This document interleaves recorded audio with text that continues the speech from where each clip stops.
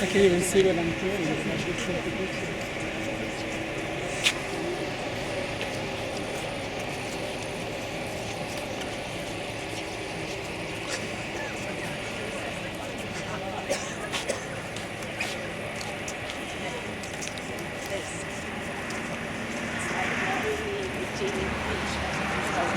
It's all in Polish.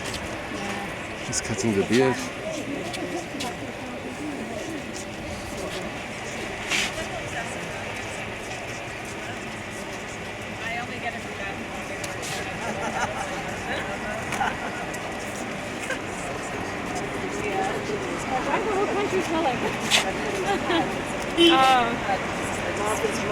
Yeah, no, that's his.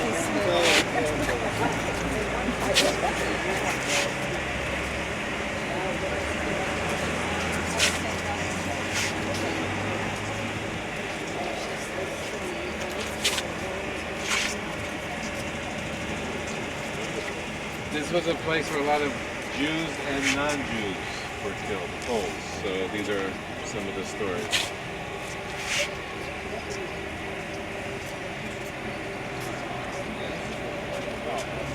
We have here the names of our friends. You have your what? The names of the righteous Gentiles who saved Jews and were murdered.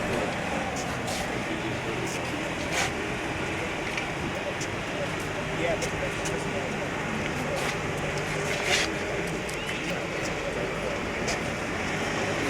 take a look on the ground. Yeah, these are the names I'm going to do. Yeah, the plaques Yeah. on the ground. Das sind natürlich, ja.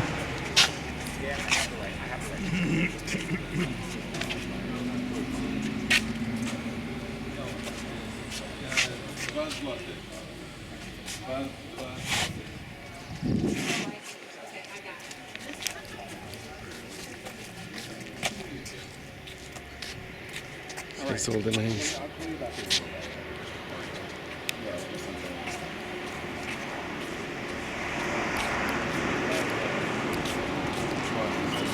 With the mezuzah.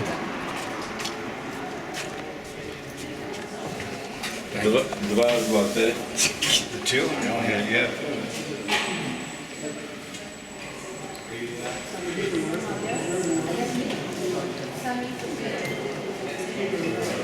Hebrew? English. Is it English? Hebrew ones.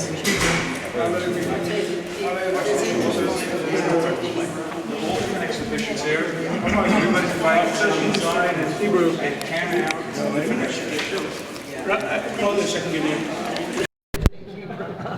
English is the Hebrew? Does anyone live in Mali Adumim? Who lives in Mali Adumim? No, because it's the same. That's the story that took place outside of Mali Adumim. That's it. I know. It's Hebrew patient. If you go when? Extra when?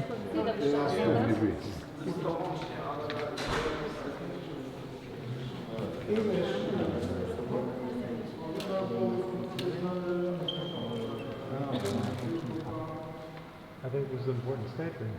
Those Poles this word about the occupation and Jews at the end of the world. Wow, that's an amazing statement. That is an incredible. For us, Poles was the war and occupation. For them, Jews, the end of the world.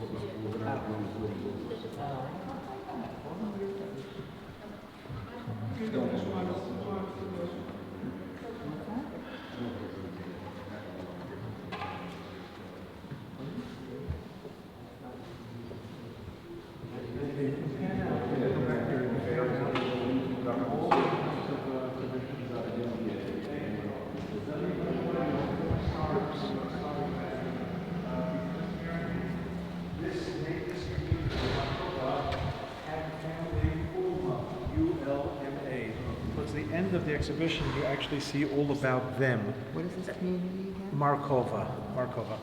And this family, Ulma, a family of 8 children, and the woman was pregnant as well. They hid 2 Jewish families, full families, and successfully until a local decided to snitch on to the authorities that this was happening. So not only were the Jewish families murdered, but the Ulma family was murdered, every one of the children, including the pregnant mother. And this is what the situation. They used to have just a memorial, a type of matzeba, and narta, a monument to this family that's about a half a kilometer away from here. That's what we saw. So 2 years ago, they made this museum to the whole subject of those Poles who risked their lives, and some gave their lives, to save Jews. It's as simple as that, to save Jews. Now we know that it reflects a minority of the population. We know that, and all that. And in spite of that, I think we as Klal Yisrael deserve to at least offer that measure of appreciation for the meager few who are Moshe Nefesh for our people. And some were nuns, some were priests. Not all the priests were like that, not all the nuns were like that, not all the churches were like that. We all know that. But those that did do things to save Jews, it has to be appreciated. And let me just mention specifically John Paul II, the Pope who came to Yerushalayim in the year 2000 and visits the Kotel and takes off his cross. And that's something that is like almost a Rabbi Rashi taking off his yarmulke. I mean, but if you think about it, and he goes and he puts a kvittel in the Kotel, which you can read in Yad Vashem, and then he asks in the name of the church, Mechila, he asks forgiveness. Because he knew very well that he was a priest, just a local priest in Krakow. And the Israelis came forth during this visit and they said, this man saved my life. So this was very, very important that that happened. They was uninvited. They just approached the media. They said, this man saved my life. And that was very important. This was who's got? Year 2000, John Paul II. Who was Paul? From Krakow. He was the Polish Pope, right? Right. We just heard, we were standing at the gate to the park. Oh, right? yes. And this young woman comes and asks, I was standing blocking the door, and she said, is the park open? And I thought she meant, like, what time is it open? And so we came in and I asked her where she's from. She said, from Poland. I said, oh, she asked where we're from. I said, we're from Israel. She says, oh, my great-grandmother saved a few Jews. Wow. Saved a few Jews. And I said, oh, did she receive a certificate or an award, a prize for this? She says, no, she was murdered. Because they discovered what had happened. Right, so and this is it. So she spoke about Lublin. And yeah, that's right, she was in Lublin. Yes, The Lublin. reason is because one of my trips, we're walking in the city of Lublin, like we did, and a woman comes running towards me and says, you have to do us a favor. What was the favor? She said her family saved a family of Jews. And they applied for to be Chassidu Mot Olam because there's a lot of money at stake. Mm-hmm. There's a lot of money at stake here. Yeah. So what was the problem? Yad Vashem has to have 6 independent verifications before they approve that you are Chassidu Mot Olam. And they only had 3 at the moment. And I couldn't do anything for them. But the fact is, I understand why Yad Vashem does it, because every Tom, Dick, and Harry is going to say, hey, I saved Jews, where's the cash? So it has to be verified 6 times over from independent sources. And this woman from Lublin says, what can I do? No, never. But there are many people who may have been depicted here who are found in Yad Vashem of Chassidu Mot Olam. I will point out that Chassidu Mot Olam was not made up by Yad Vashem. It's a term that's found in the Rambam. It has nothing to do with what we consider righteous Gentiles. It's talking about the Karaites. The Karaites, who were a sectarian group, fringe group from Yahudut, who believed in the oral law, did not accept who believed in the written law, the Chumash, the Tanakh, did not accept our tradition of the oral law. The Rambam says the children of the Karaites should be considered Chassid, they should be Tinok Shenishba. That was the term that he used there. And that a goy who believes in the fact that there was a God, gave the Torah and everything, and keeps the 7 mitzvot of Allah, is a Chassidu Mot Olam. That's where the phrase comes from. But here we gave it a different slant to it. A Gentile who risked or gave up one's life to save Jews. So, it's state of the art here. You push buttons, you listen, you take microphones, you have headsets here in different languages, all around. And you'll get the story at the end of the Ulma family, plus others. Yeah, we're going to see it on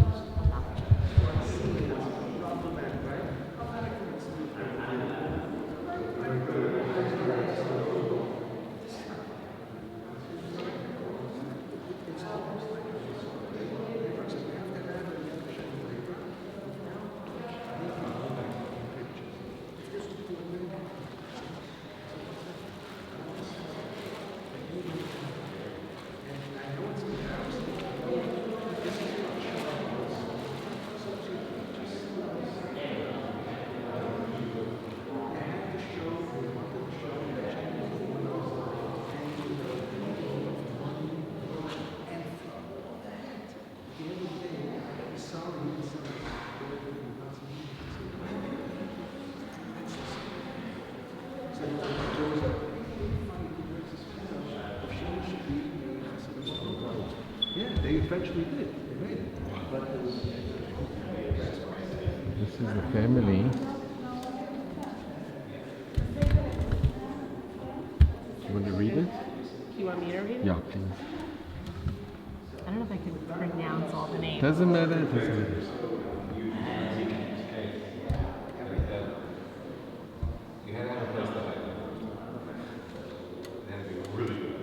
This is basically. Yeah, I can't even it's read fine. the Good. name. This is a family. They basically hid Jews in a barn. Yeah. And this is from the barn, and you can see the bullet through the. This is part of the barn. Wait, say that again? It's the bullet that. Yeah, that's the bullet that killed the whole, that killed the, that and killed the whole entire family was killed Yeah. for helping to save the. Well, they hid 4 Jews. And then they came back, and they killed the whole family. Gun mark, shots are clearly marked visible on the door of their barn. There's a bullet where they killed the whole family Like for. the chills. They saved four Jews and they came to kill the whole family. Yeah. And here's the bullet in the. Wow. You can see the hole.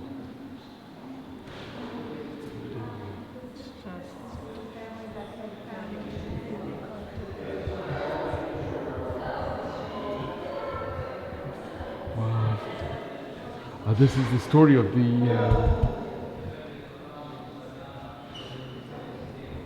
you want to read? Reading, that's fine. Aloud? Joseph and Victoria Ulma, along with their 6 children, hid 8 Jews from the Goldman, Grunfeld, and Dibner families. As punishment, the Germans murdered the lot of them on March 24th, 1944. Wow.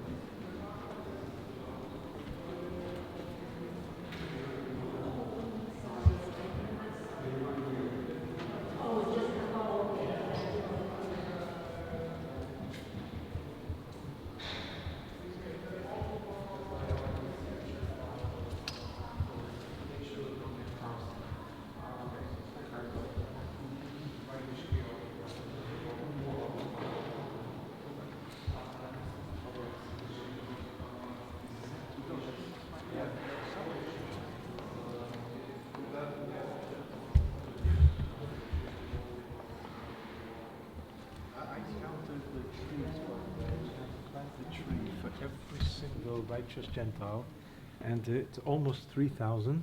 Yes. And I stood there in the forest in the Yad Vashem one day, and I counted, because there's a name. Next to each tree is a plaque, name and a place. So obviously you have Poland was the most important, but you have Hungary, and you have Denmark, and you have even Germany, Holland. Correct.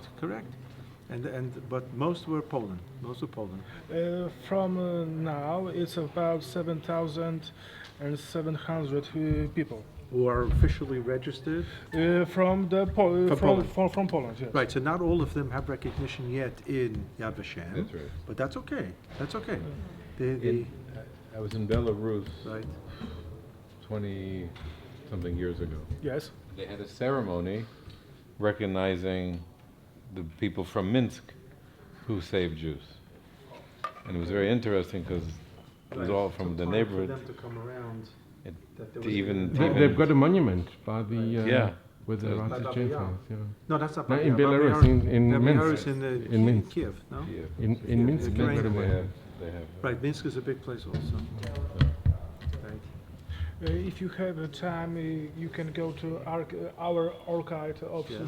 Rightous above our museum. Okay. It's similar from like orchid in the Yad Vashem Yad Institute. Vashem, okay. But we have here 1,500 places from Polish towns where the Polish community saved the Jews. Okay. Yeah, I'm familiar with the place through trips that I led with students in the Ulma family. That's how it started. The American interest in our program. There's that old before museum. Years, Was from 2004. yes. Probably you should knew Jerzy Uma. I don't know if we were introduced to anybody, but I remember the story and several families here. It's just one family here, but to me, this is a story that I would like to talk about to the groups.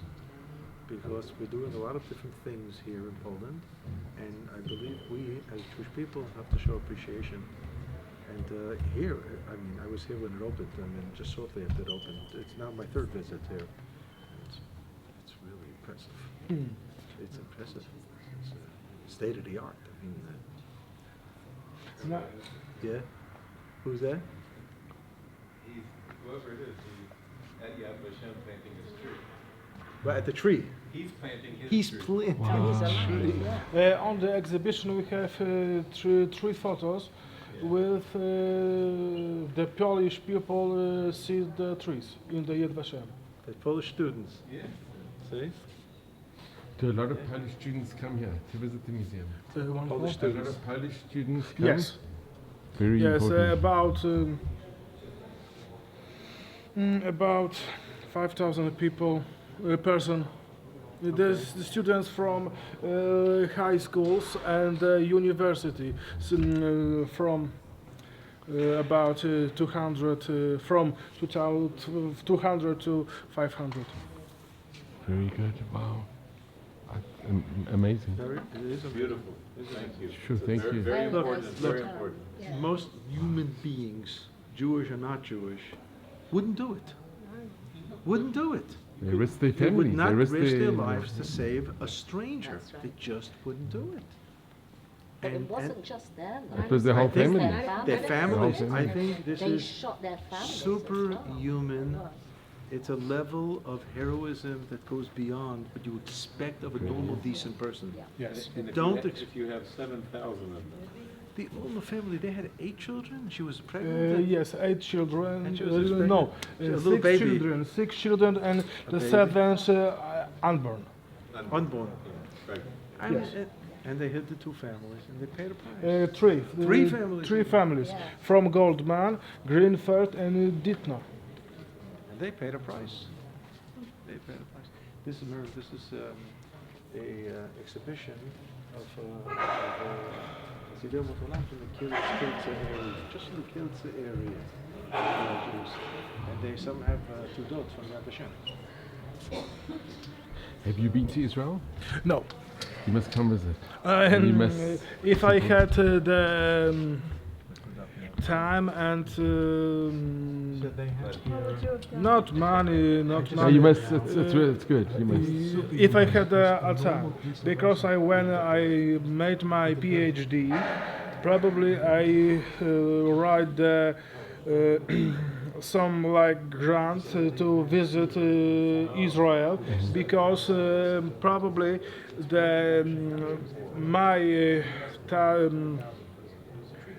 my topic of the eventually PhD hire probably will go to Israel and search the sources about this area.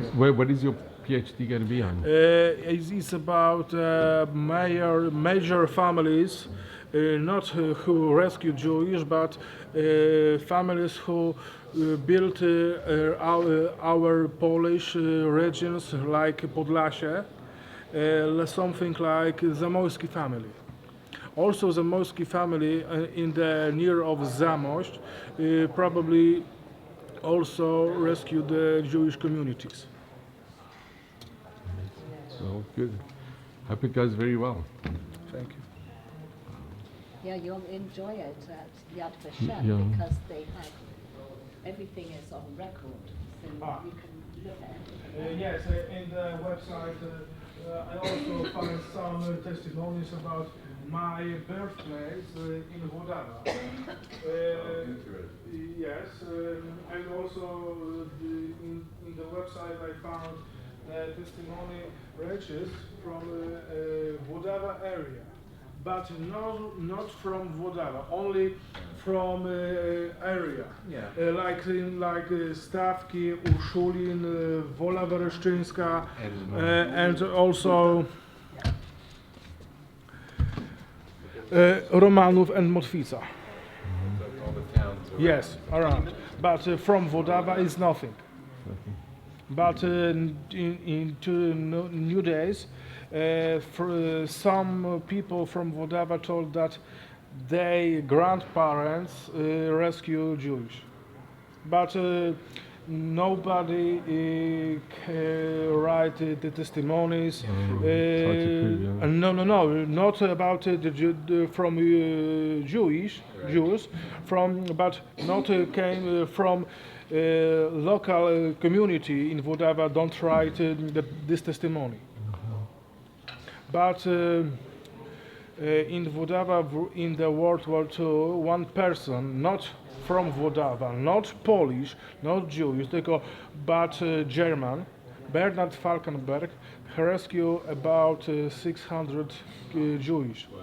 Because he was something like Oskar Schindler in Krakow. So he had some He had he had a factory in Włodawa. Wow. And he was a German living in Poland at Yes. the time? But from before, after 1943, he was deported to Germany and murdered. So what happened to all of those 600 people? They deported to Sobibor. And they didn't survive? No. In Sobibor, Sobibor is the nearest, about 17 kilometers from Włodawa. You know this. This. Yes. They didn't. Like Treblinka, I think. Not for Treblinka, yes, but also like the Belgians. Yes. That camp. So I live about less than a kilometer away from Yad Vashem in Jerusalem. So you definitely must come. When I have a time. It's important. One day. Maybe 2 years in the future. I don't know. I don't know when, but I want to go and to visit. Wonderful. Wonderful. We have about 30 righteous Gentiles, righteous who are living in Israel. Oh. We used to have more, but they're old and they're dying. But we have about 30 left. Mostly from the Soviet Union. Yes. But other places as well. So it's interesting. Thank you so much. It's an You're incredible museum. You're welcome.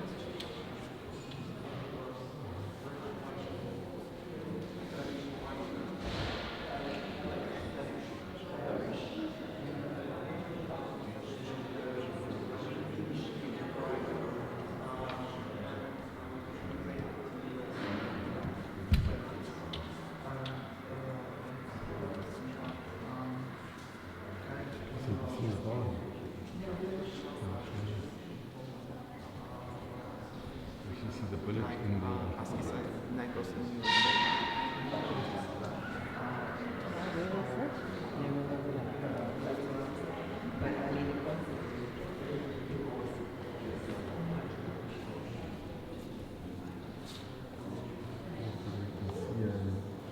A woodman, you see a shot.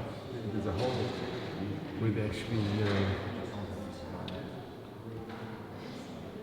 where the German shot and killed.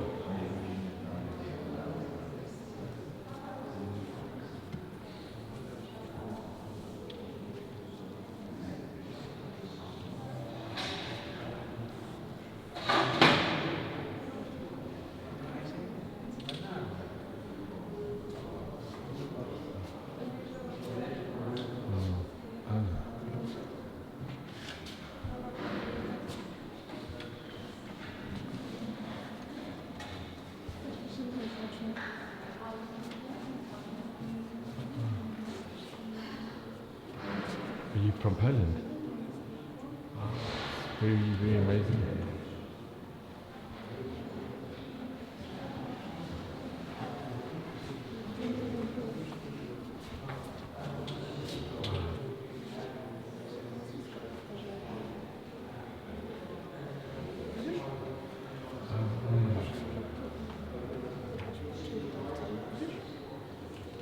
Can I ask this, is this the first time you're here? Is this your first time you've come to the museum? Yes. And what is your impression? How do you feel? We are proud. It really is amazing. Thank you. We're very proud of you as well. Thank you.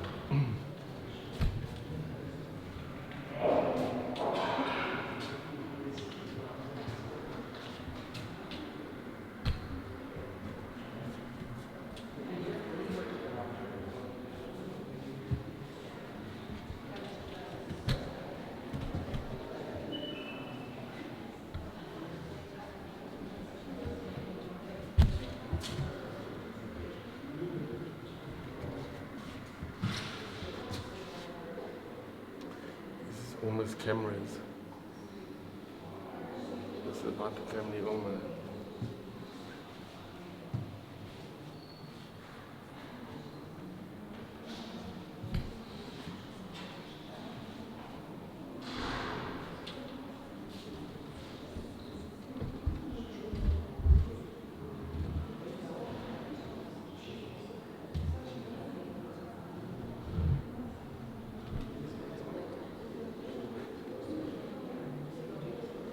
Do you see?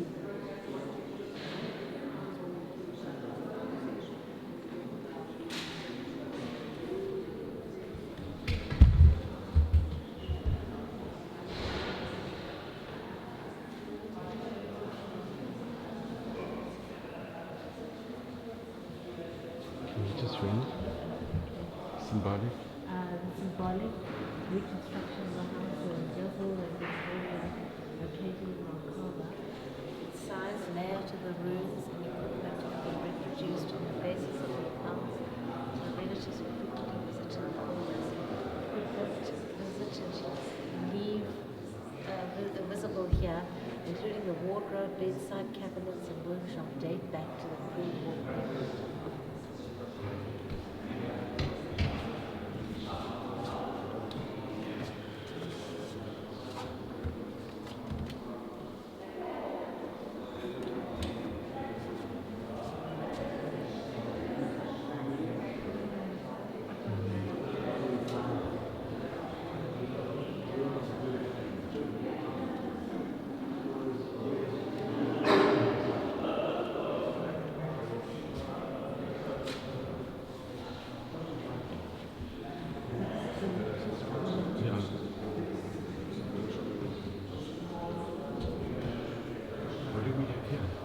Beehive.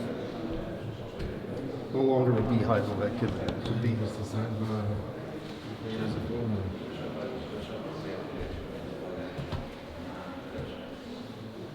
Carpentry workshop. It's a very, very important family, the Ullman family.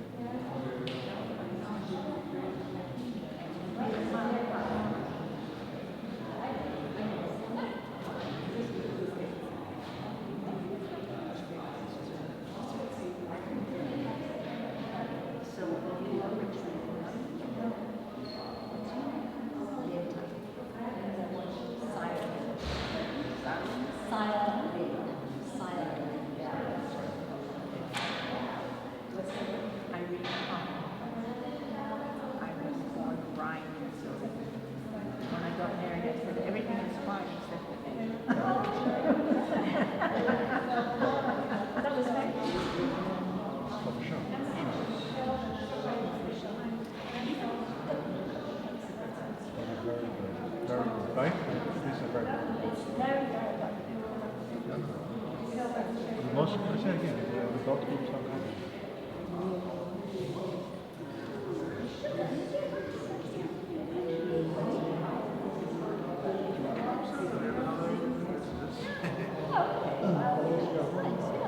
They financed it, correct. So originally, it was a memorial for the family, sick children and one baby, who protected 3 Jewish families. Then some decided to snitch on them. So now they have 3 Jewish families. March of 1944.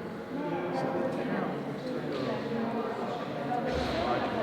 First they named the high school after the Oklahoma family high school. Then they made a memorial in 2004, statue of Michael. Then 3 years ago they put this up and they said, one second, it's not just them, it's others. And this is still current. It's so nicely done. Very, very nice. So they told me, we have 3,000 registered Chassidim Torah. Since they have 7,000 people here on Red Army who qualify, they accept it because they said it's an issue. But they know 7,000 students. So they're missing a people. They know 7,000 students. So it wasn't enough. But the fact that it was something, we have to recognize. We have to know. This room is just not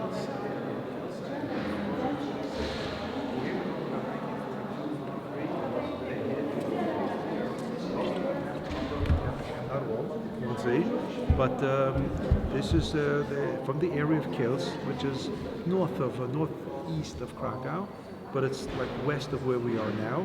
And so they did an exhibition just of that area, but they found nuns who protected. I'll mention on the bus some of the stories that we know of and some of the halachic issues of giving babies over to Catholic families. Are you allowed to do it? So we're going to see Rav Oshri in the Mimam Akim has a whole tshuva about it. It's not so simple. Who was the Rav who went into the orphanage and said Shema? Rav Herzog. Rav Herzog. Rav Herzog. Yeah. He came and he went to the various places, said Shema Yisrael, just to look to see if they flinched. He does a song on it. Yeah, to see if they flinched. Unbelievable. No, they said there were no Jewish children there. And then he said Shema Yisrael and they answered. Wow. Yes. Yeah. Yeah. Amazing.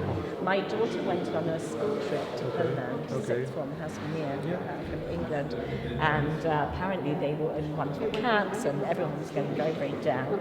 And the guy who was running it, it's one of the Asian rabbis, he calls up Shweki on the phone and got him to sing to them. It was you know the Garbas family? Like, I know the name, yes, I think my husband knows them. I taught her at the Dreshet Moria. Oh, wow. And I went to Hasmoneim to interview.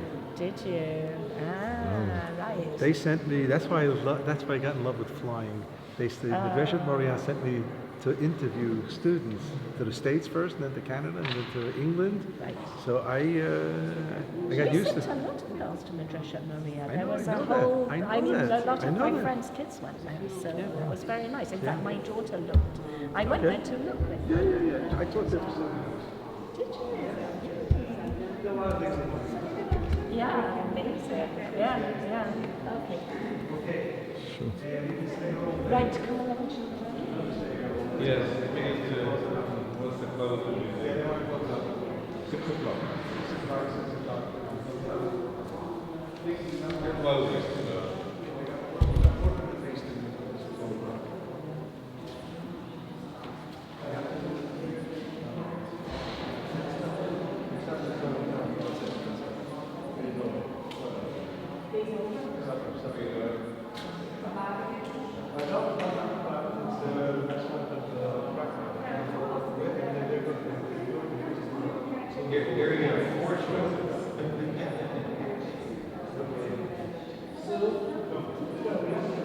Come, they're closing the museum.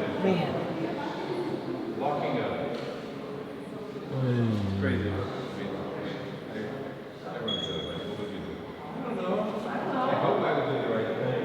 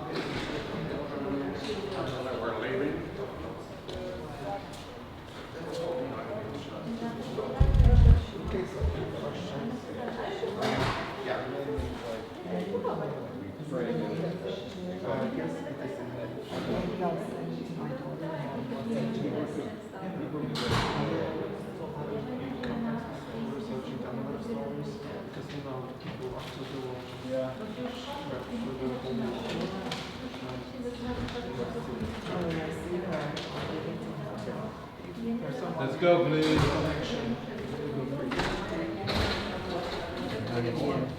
All the best. Continue. Thank you. Thank you very much. Thank you. All the best. Very, very special museum. Thank you. Let me let you Thank you out. so much.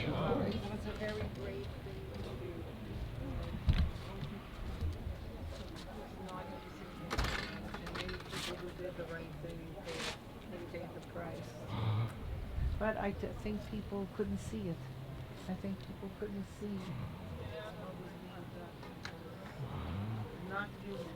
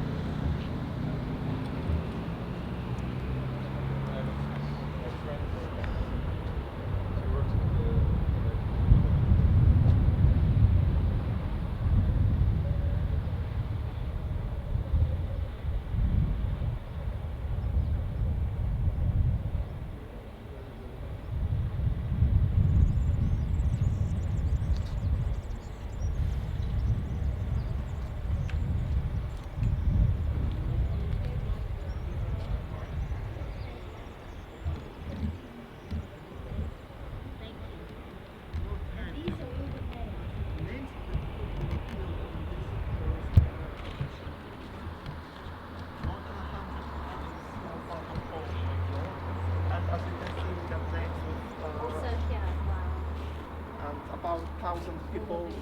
Yeah. These are people who are Jews in this area. More than 1,000 people, and we are still researching his stories and adding new names. As you can see, we got old and new names on the list on the wall. Amazing. Thank you so much. Thank you.